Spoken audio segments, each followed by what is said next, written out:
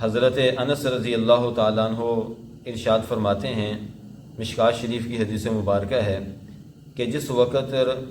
رجب کا مہینہ شروع ہوتا تھا تو میرے اور آپ کے محبوب صلی اللہ علیہ وسلم اللہ تعالیٰ سے ایک دعا کیا کرتے تھے۔ وہ دعا یہ ہے، اللہم بارک لنا فی رجب و شعبان وبلغنا رمضان،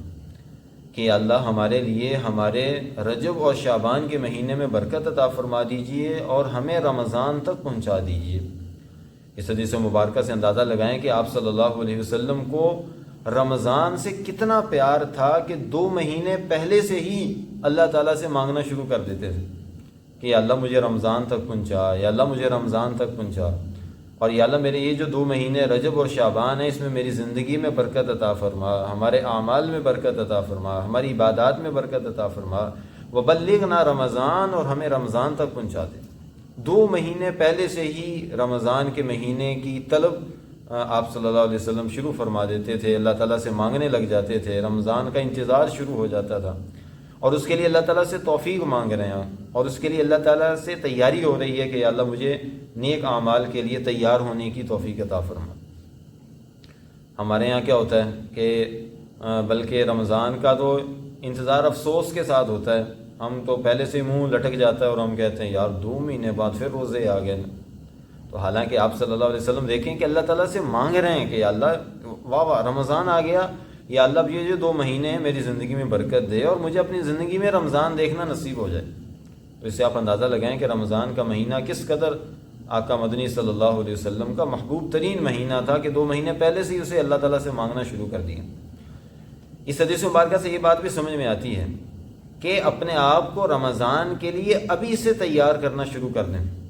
ہمارے ہاں بہت جذبہ ہوتا ہے اور ارادہ ہوتا ہے جب رمضان آئے گا نا تو پھر خوب عبادت کریں گے، خوب محنت کریں گے، پھر میں نمازی بھی بن جاؤں گا، پھر میں تلاوت بھی کرنے لگ جاؤں گا، پھر میں ذکر بھی کرنے لگ جاؤں گا، پھر میں جھوٹ بھی چھوڑ دوں گا، تو جیسے رمضان آئے گا نا تو میں اپنی زندگی میں چینجنگ لاؤں گا۔ ہوتا کیا ہے کہ رمضان سر پہ آ جاتا ہے،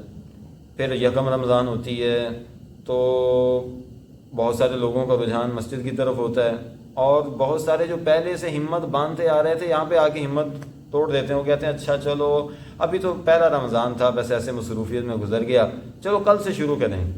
کل آ جاتی ہے تو پھر اچھا 2-3 دن کے بعد جمعہ آ رہا ہے، یہ رمضان کا پہلا جمعہ ہے، ہاں اس پہلے جمعے سے میں اپنے آپ کو بدلوں گا۔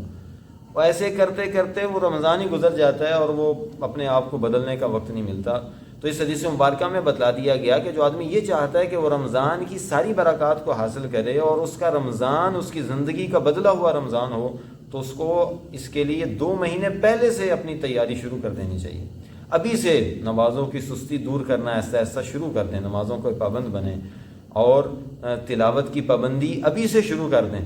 ابھی سے تیاری کرنا شروع کریں گے تو انشاءاللہ رمضان آنے تک ہم بالکل تیار ہو چکے ہوں گے، نمازوں کے، تلاوت کے، ذکر کے ہم عادی بن چکے ہوں گے، تو پھر رمضان میں ہمیں اپنے آپ کو چینجنگ لانے میں کوئی زیادہ وقت نہیں لگے گا، اور پھر ہم رمضان کے لیے بھرپور تیار ہوں گے اور ہمارا پورا رمضان انشاءاللہ بہت ہی اچھے انداز سے گزرے گا۔ تو اس لیے میرے بھائیوں، ایک تو ہم اس دعا کا بھی اہتمام کر لیں، دوبارہ پڑھ لیں میرے ساتھ، اللہم بارک لنا فی رجب و شعبان وبلغنا رمضان۔ یہ دعا بار بار پڑھتے رہیں، رجب کے مہینے میں بھی، شعبان کے مہینے میں بھی، اور اس دعا کے مانگنے کے ساتھ ساتھ عزم اور ارادہ بھی کر لیں کہ ابھی سے ہم نے اپنے آپ کو بدلنا بھی ہے، اور نمازوں کا، تلاوت کا، ذکر کا اہتمام کرنا ہے، گناہوں سے بچنے کی ابھی سے کوشش کرنی ہے، اپنے نگاہوں کی، اپنی زبان کی، اپنے کانوں کی ابھی سے حفاظت کرنی ہے، اور آنے والے رمضان کے لیے اپنے آپ کو ابھی سے ہم نے تیار کرنا ہے۔ تو اس دعا کا بھی اہتمام فرمائیں اور اللہ تعالیٰ سے خوب خوب مانگیں، تو اس دعا مانگنے کی سنت بھی ادا ہو جائے گی، اور اس دعا کی برکت سے انشاءاللہ ہمارے یہ 2 مہینے بھی اور آنے والا رمضان بھی اچھا گزرے گا۔